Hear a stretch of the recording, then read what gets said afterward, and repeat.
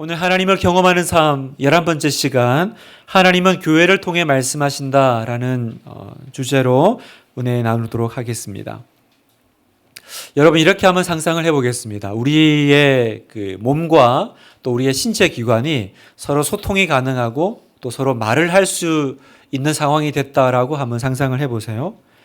그래서 내가 이제 어떤 여행길에 올랐습니다. 그리고 길을 가는데 그때 갑자기 여러분의 눈이 여러분의 몸에게 이렇게 이야기한다고 상상해 보세요. 야, 우리 이 길로 가지 말고 저기 그 철도 있죠. 우리 저 철로 위를 걸어갑시다. 아무래도 저기가 막히는 것도 없고 또 이렇게 잘 뚫린 길이니까 저 길로 가면 참 좋겠습니다. 내가 보니까 지금 내 눈에 기차 한 대도 안 보입니다. 그래서 괜찮을 것 같대요. 무엇보다도 이 길이 훨씬 빨라요. 자, 그래서 이 말을 듣고 이제 몸은 눈의 이제 충고를 따라서 철로 위를 걷기 시작했습니다. 이렇게 한참을 걸어가는데 얼마 안 가서 갑자기 귀가 몸에게 말을 하기 시작합니다. 지금 내 귀에 반대편에서 기차 기적 소리가 들리는 것 같은데요. 그런데 그 말에 눈이 이의를 제기합니다. 아니요, 내 눈에는 안 보여요. 내가 보기에는 철로 위에 아무것도 없으니까 그냥 계속해서 걸어가도 될 것 같습니다. 그래서 몸이 일단 눈에 아무것도 안 보인다고 하니까 눈의 말만 듣고 계속해서 철로 위를 걸어가고 있습니다. 조금 더 지나가니까 귀가 다시 다급하게 얘기합니다. 기차 소리가, 기적 소리가 점점 커지면서 가까워지고 있어요. 그때 밑에 다리도 얘기합니다. 나도 기차가 뭔가 들컹거리면서 오는 게 느껴져. 어서 빨리 몸을 철로 밖으로 옮겨 피하는 것이 좋겠습니다. 자, 이런 대화들이 이제 주고받는다라는 상상을 해보면 만약에 이 몸이 여러분 몸이라면 어떻게 하시겠어요? 이런 대화들을 다 듣고 있습니다. 어떻게 하시겠습니까? 첫 번째, 갈등을 무시하고 조용해질 때까지 기다린다. 서로 이제 입 다물고 좀 잦아질 때까지 있다가 다시 걷는다. 둘째, 나머지 신체 기관들에게도 다 물어본다. 십이지장한테도 물어보고 이렇게 발가락도 물어보고 그래서 투표해서 다수결로 결정한다. 세 번째, 눈은 그동안 한 번도 나를 실망시킨 적이 없으니까 일단 눈이 하는 말을 믿고 계속 걸어간다. 자, 여러분 같으면 어떻게 하시겠습니까? 이 세 가지 중에 어떤 것도 합당하지가 않죠?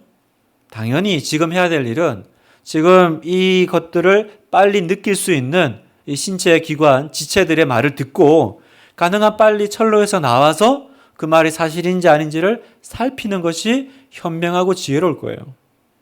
뭐 다수결로 움직인다. 아니면 뭐 무시하고 그냥 쭉 간다. 어느 한 기관이 말한 것만 듣고 간다. 이거 다 맞지 않을 겁니다. 그래서 여러분, 우리 몸은 우리가 어떤 판결과 판단을 내리기 위해서 어느 한 지체나 한 기관만 있는 것이 아니라 손이 있고 발이 있고 또 귀가 있고 눈이 있고 이 다양한 것으로 구성되어 있습니다. 왜요? 그래서 그때 상황에 맞게 우리가 모든 것을 종합해서 결정을 내릴 수 있도록 돕는 거죠.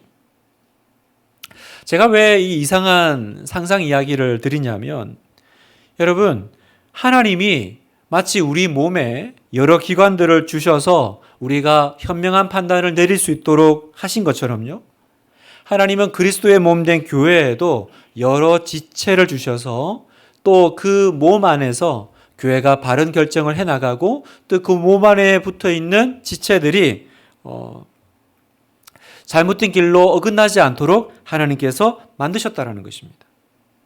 그래서 혼자서는 쉽게 판결하기가 어려운 것들을 이 함께 있으면서 우리가 하나님의 뜻이 이것이구나 알 수 있게 하셨다라는 것입니다. 우리가 지금 하나님은 우리에게 말씀하신다라는 것을 살펴보고 있는데요. 우리 앞서서 우리는 어떤 것들을 배웠습니까? 하나님은 성경을 통해 말씀하시고 또 하나님은 기도를 통해 말씀하시고 또 지난주에는 우리가 하나님은 뭘 통해 말씀하신다 그랬어요? 그렇죠. 환경, 그죠? 우리를 둘러싼 환경을 통해서 하나님은 우리에게 또 당신의 뜻을 보여주신다라고 말씀하셨습니다. 오늘은 그 네 번째로 하나님이 이 네 가지 채널이 있는데 마지막 교회를 통해서 우리에게 말씀하신다라는 것을 살펴보려고 합니다. 여러분, 교회입니다. 교회는 건물이 아니죠. 우리가 여기 들어와서 분당 하나교회, 그래서 본당, 이게 4층짜리 건물이 교회가 아니라 교회는 사람이 교회입니다.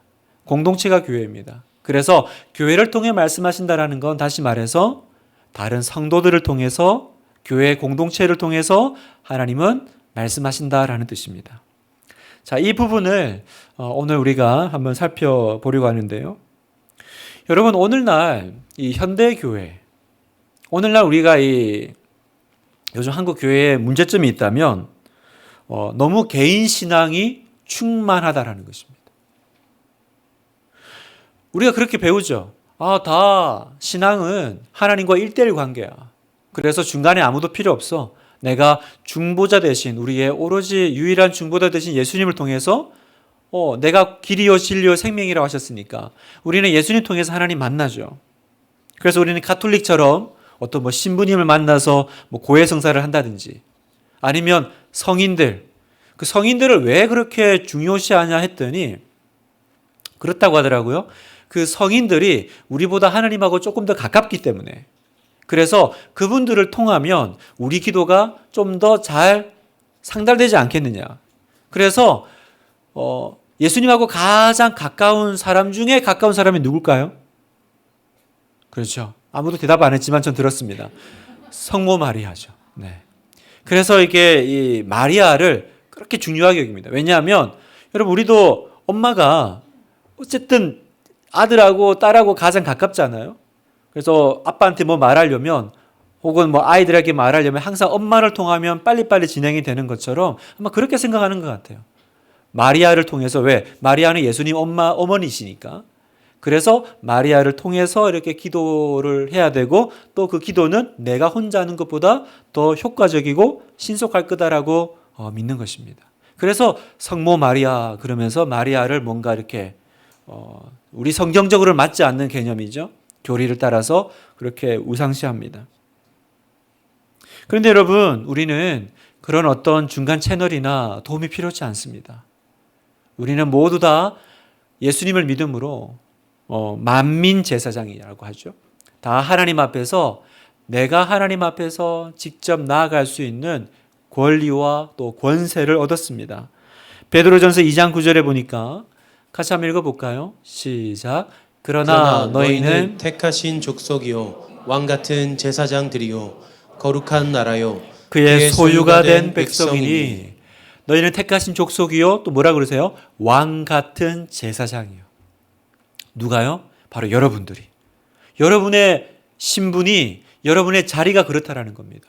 아무리 여러분이 자신을 낮게 보고 부족하게 보더라도 하나님이 우리에게 주신 신분은 뭐냐면 너는 왕같은 제사장이다라는 거예요. 그러니까 여러분, 제사장은 뭐 하는 사람입니까? 언제든지 그 지성소 안으로, 성막 안으로 들어갈 수 있는 사람이잖아요. 그래서 우리는 때를 따라 도는 은혜를 얻기 위하여 은혜의 보좌 앞으로 담대히 나아갈 수 있는 사람들입니다. 자, 이것이 우리가 얻은 구원이요, 또 이것이 우리가 누리는 또 기도의 또 권세입니다만, 문제는요, 이런 만민 제사장주의를 강조하다 보니 놓치는 것이 있다라는 거예요. 그 놓치는 건 뭐냐면 바로 공동체 의식을 놓칩니다라는 겁니다.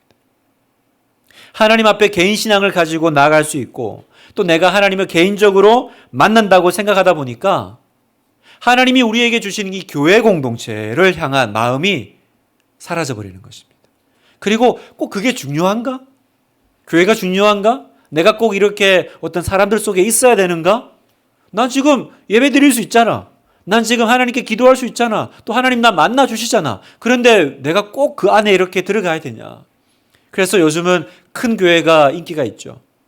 왜요? 숨을 수 있으니까. 그냥 예배만 딱 드리면 아무도 나를 모르는 공간에서 얼마나 좋습니까? 그래서 요즘 이렇게 나홀로 신앙인들의 교회 참 많죠.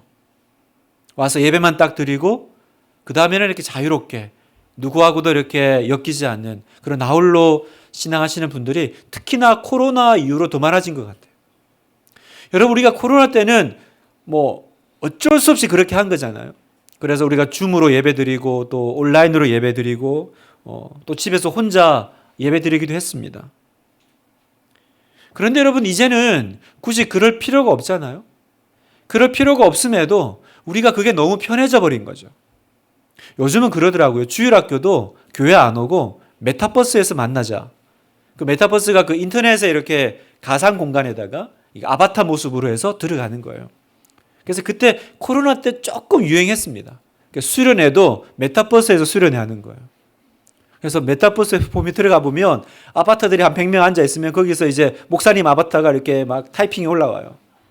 그러면 아바타들이 아멘 아멘 아멘 이렇게 막 뜹니다.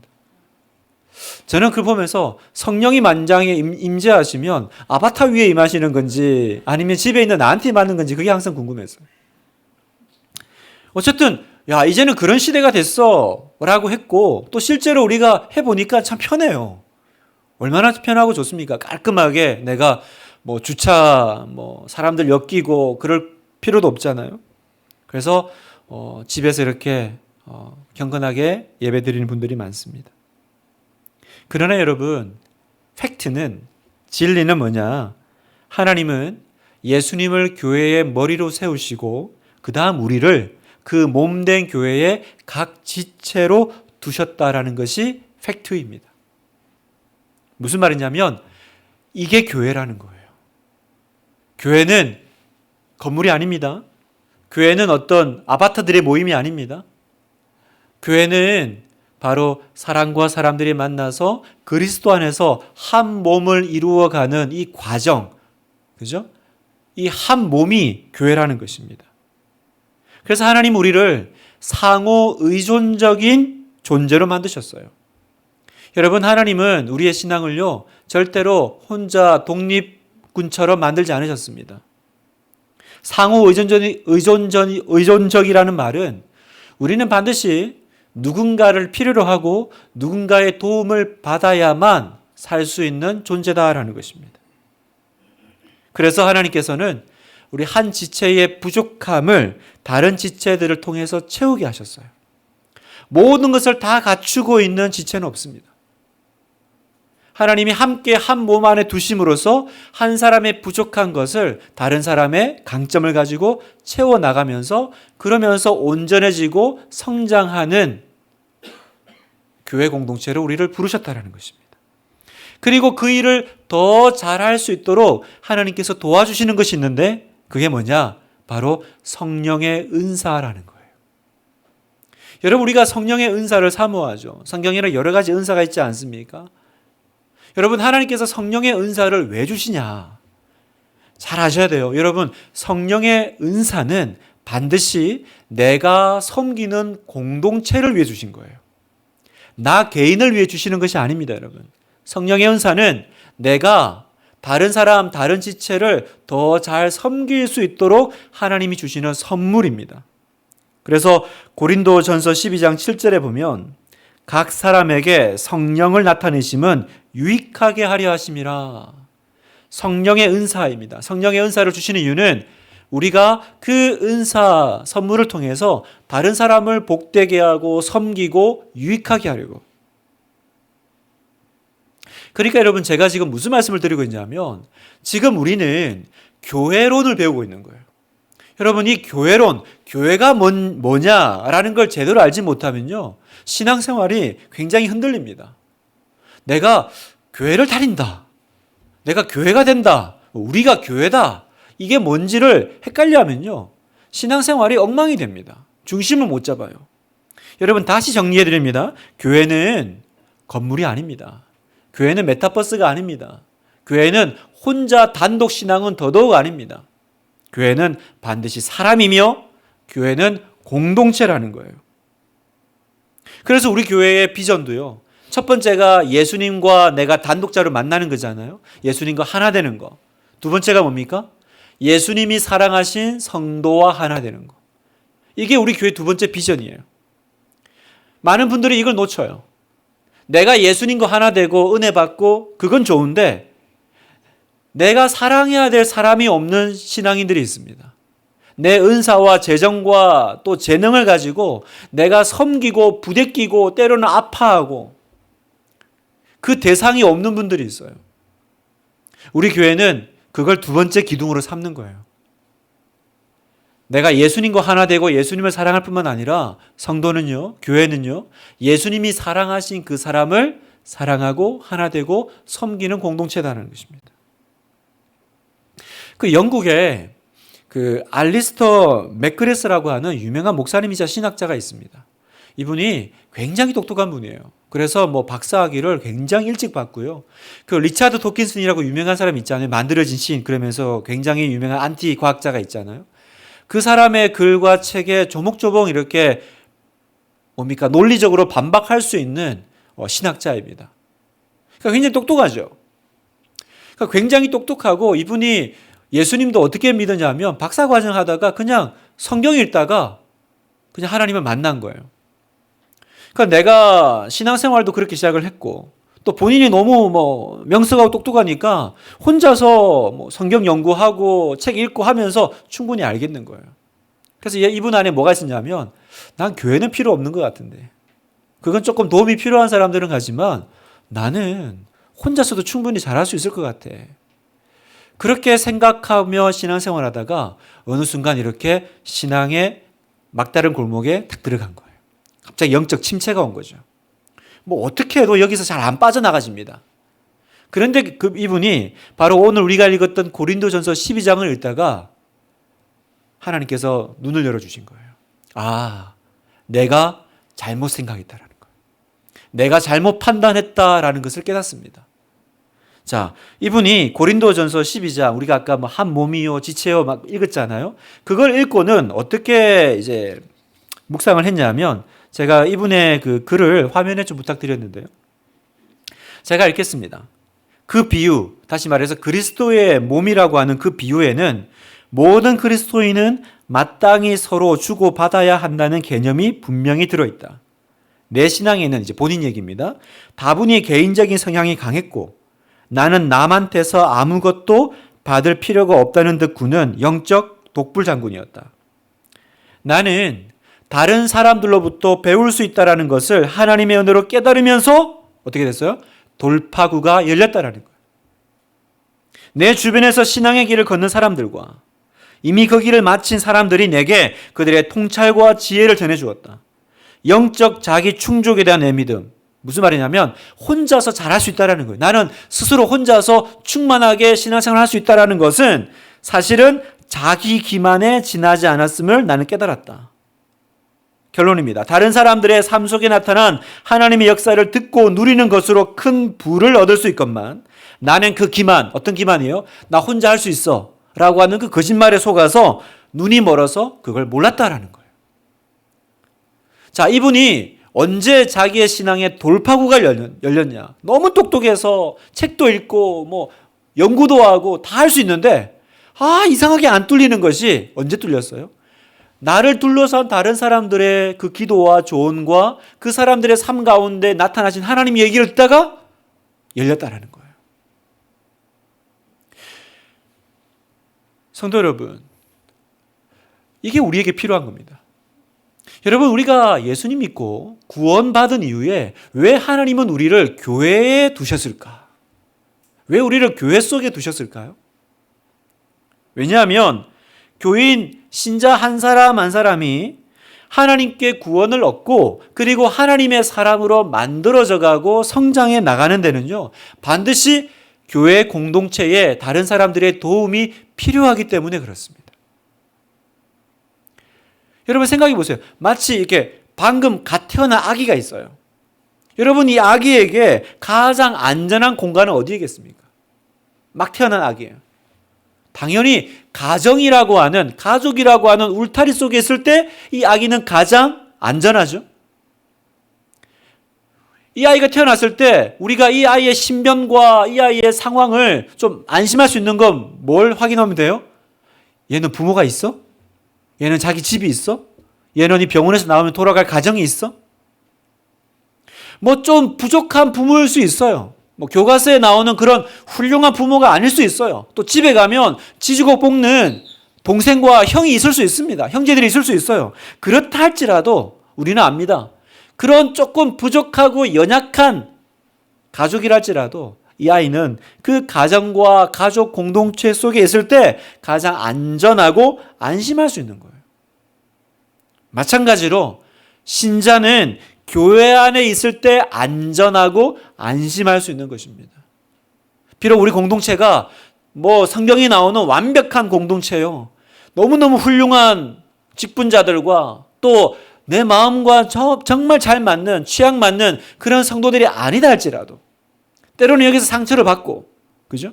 때로는 내가 마음이 상하고, 때로는 내가 참 이렇게 실망하는 일이 있다 할지라도, 그러나 여러분, 물고기가 물이 더럽다고 물 밖에 나가면 됩니까?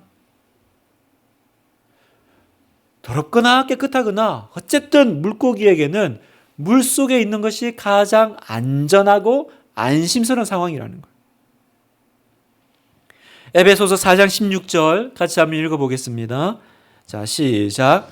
그에게서 온 몸이 각 마디를 통하여 도움을 받으려고 연결되고 결합되어 각 지체의 분량대로 역사하여 그 몸을 자라게 하며 사랑 안에서 스스로 세우느니라. 여러분 여기 보면 스스로 세우느니라, 스스로 성장하는 것처럼 보여도 조건이 뭐예요?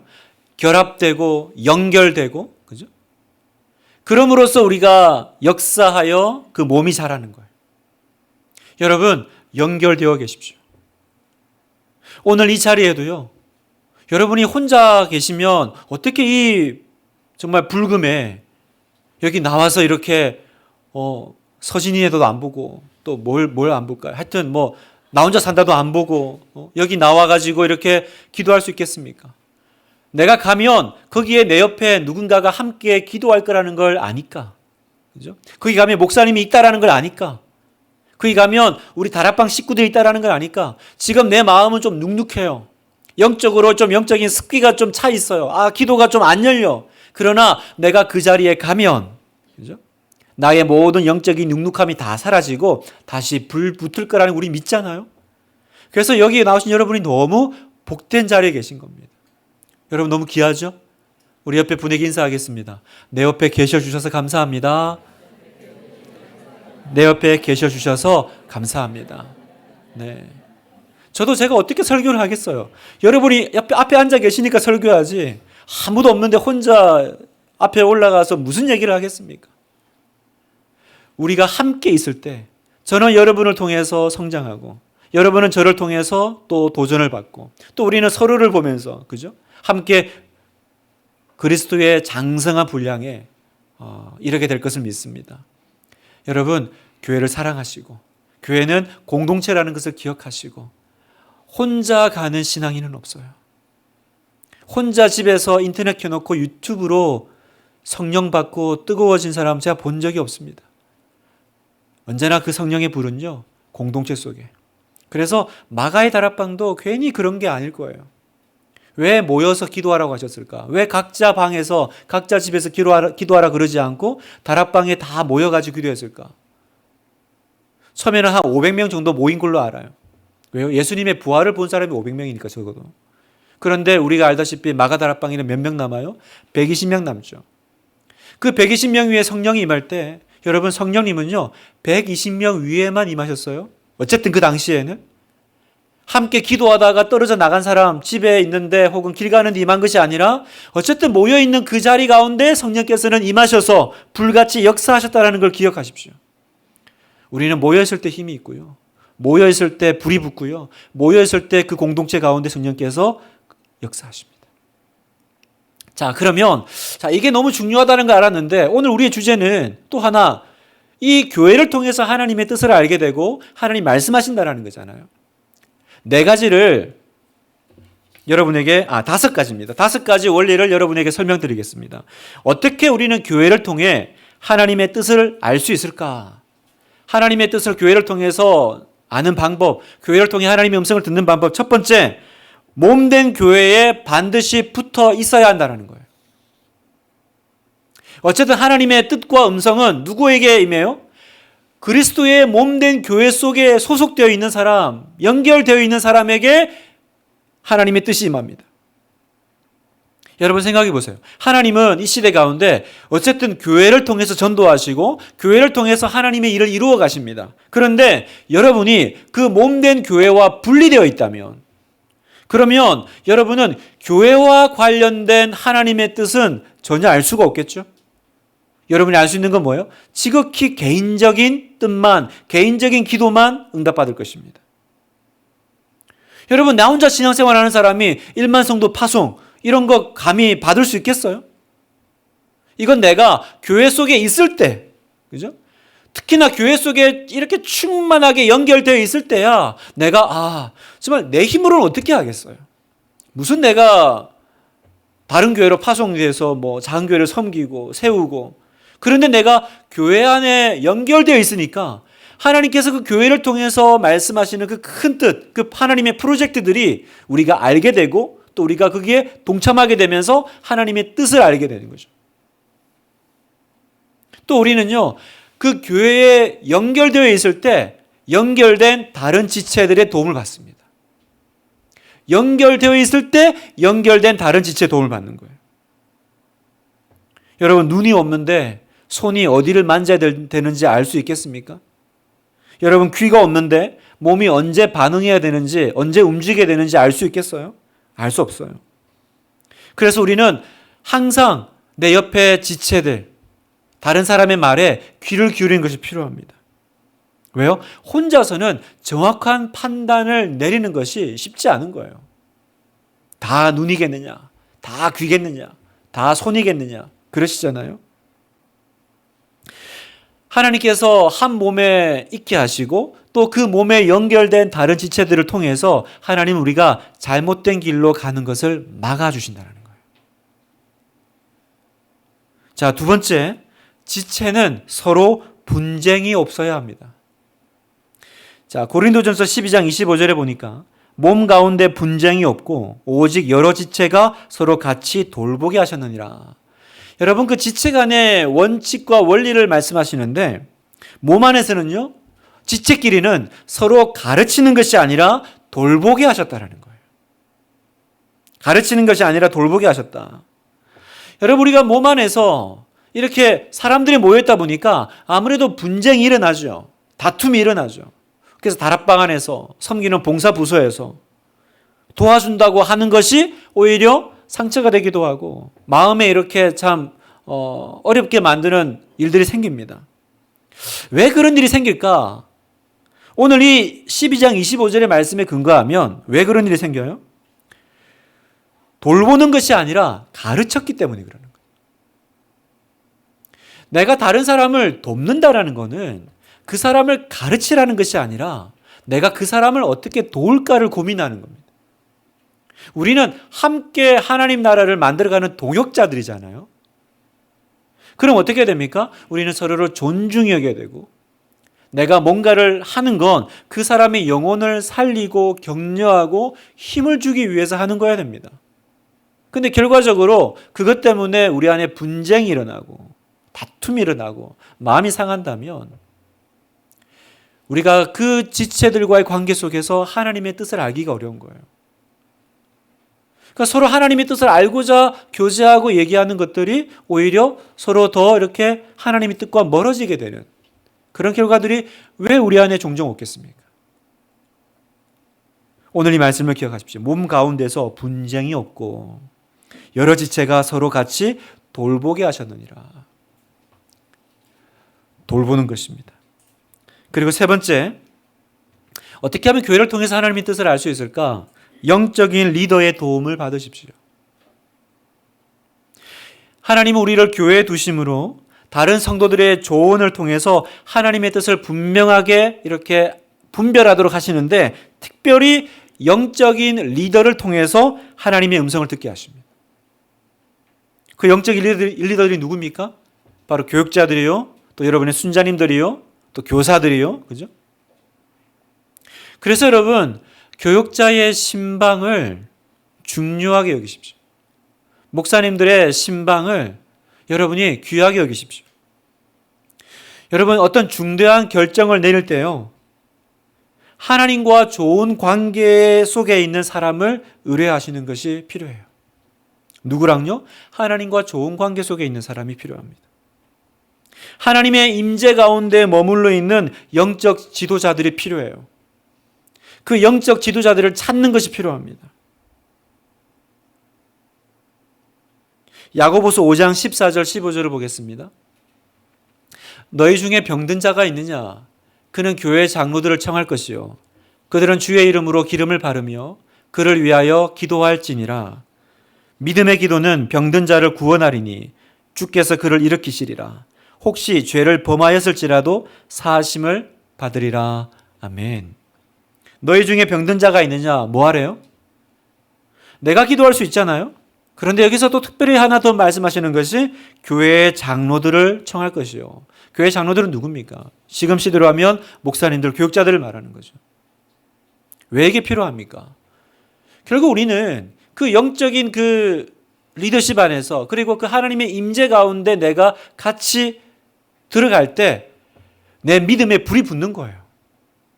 믿음이 없던 사람들이 그 하나님과 친밀한 교제 속에 있는 사람들을 만나면요, 다시 믿음이 불붙게 되어 있습니다. 그래서 여러분, 목사의 신방은요, 들어가서 여러분 상담해 주러 가는 게 아닙니다. 여러분 얘기를 듣고 막 이렇게 심리적으로 오은영 박사님처럼 솔루션을 드리려고 하는 게 아니에요. 목사가 신방하는 이유는 하나입니다. 그 사람이 충분히 기도하고 하나님의 임재 가운데 머물러 있는 주의 종이라면 그 자리에 갈 때 여러분 그 임재는 놔두고 목사만 쏙 빼가지고 그 자리에 신방 가겠어요? 아니요. 저는 그렇게 믿지 않습니다. 제가 언제나 하나님의 임재 가운데 머물리기를 애쓰고 제가 언제나 성령 충만을 구하면서 살았다면 제가 그 집에 그 성도를 만나러 갈 때 그 하나님의 임재와 성령 충만이 함께 갈 거라고 믿습니다. 그래서 여러분 영적인 리더는요, 사람들이 보일 때나 안 보일 때나 언제나 성령 충만한 가운데 언제나 하나님의 임재 가운데 머물려고 해야 되는 거예요. 안 그러면 아무것도 아닌 거예요. 우리가 뭐 상담을 잘합니까? 아니면 뭐 이렇게 말을 잘 들어줍니까? 유일하게 하나님의 능력이 나타나는 것이 하나님의 임재인데, 교육자가, 목사가 하나님의 임재 가운데 주중의 삶을 살지 않고 기도하지 않는다면 그 교육자는 교회를 지킬 수가 없는 거예요. 성도를 지킬 수가 없는 거예요. 저는 더 많이 기도해야 되고, 저는 더 많이 죄로부터 멀어지기를 애써야 되고. 왜요? 그때 제가 그 하나님의 임재를 가지고 여러분을 찾아갈 것이고, 하나님은 그 임재 가운데 여러분을 만나주시고 우리 안에 모든 어둠들이 떠나가게 하고 우리의 모든 연약함이 벗어지게 할 줄을 믿습니다. 저는 이게 신방이라고 믿어요. 신방 받으십시오, 여러분. 됐어요, 그러지 마시고. 알아서 할게요, 그러지 마시고. 함께 하나님의 임재 가운데 머물기를. 그래서 손잡고 기도하면 진짜 믿어요. 하나님, 오늘 이 자리에 두 사람이 내 이름으로 모인 그곳에 내가 함께 하겠다고 말씀하신 주님, 오늘 이 신방 자리에 함께 해주세요. 오늘 이 기도 정말 목사가 만났지만 예수님이 오셔서 이 성도님에게 주시고 싶은 말씀을 주세요. 그 말씀으로 기도해 주세요. 하나님의 역사가, 하나님의 뜻이 그 가운데 이루어질 줄 믿습니다. 네 번째, 다른 지체들의 중보기도를 통해서도 뜻을 알게 됩니다. 여러분, 다른 지체인데 그냥 지체가 아니라 어떤 지체요? 나를 위해서 기도해 주는 지체들인 거죠. 여러분, 하나님은 우리 주변에 두신 성도들을 통해서 내가 좀 헷갈려하고 내가 좀 이렇게 분명하지 않은 그 하나님의 뜻을 이렇게 같이 교제하면서 깨닫게 하세요. 선명해지게 하세요. 그런데 어떤 한 사람 얘기만 듣고 결정하시면 안 됩니다. 중요한 건 뭐예요? 나를 위해서 기도해 주는 사람의 이야기가 가장 확실해요. 조금 더 심하게 얘기하면 나를 위해서 울어주는 사람. 그죠? 나를 위해서 눈물로 하나님 앞에 나아가서 기도해 주는 사람의 이야기라면 그건 너무나도 든든하고 확실한 도움이 될 겁니다. 여러분, 우리 교회에 여러분을 위해서 기도해 준 사람이 있습니까? 우리 교회에 여러분을 위해서 대신해서 하나님 앞에 나아가 우는 사람이 있습니까? 그러면 여러분은 복받은 사람이에요. 나를 위해서 기도해 준 사람을 만드십시오. 나를 위해서 울어주는 사람이 있는 사람이 되십시오. 여러분, 세상 아무리 좋고 세상 친구들 아무리 가깝다 그래도요, 그 사람들 나를 위해 기도는 안 해줍니다. 자기 집도 내주고 돈도 빌려줘요. 그런데 여러분, 다른 사람을 위해서 기도해 주는 친구 보셨습니까? 언제나 사람은요, 우리 가정, 우리 울타리예요. 그런데 유일하게 교회 오면 희한하게 여기는요, 다른 사람 위해서 기도합니다. 다른 사람 위해서 울어요. 다른 사람의 그 소식을 듣고 눈물을 흘립니다. 마지막으로 5번째, 하나님을 경험한 것을 나눔으로 우리는 하나님의 뜻을 발견하게 됩니다. 여러분, 우리가 우리 인생 가운데 역사하시는 하나님, 그 하나님을 경험하잖아요. 그 경험한 하나님을 다른 사람에게 이야기할 때 그 사람들이 그 이야기 속에서 하나님의 뜻을 발견합니다. 그래서 여러분, 간증이 유익해요. 간증은 힘이 있죠. 왜요? 일단 그 사람이 하나님 만난 스토리잖아요.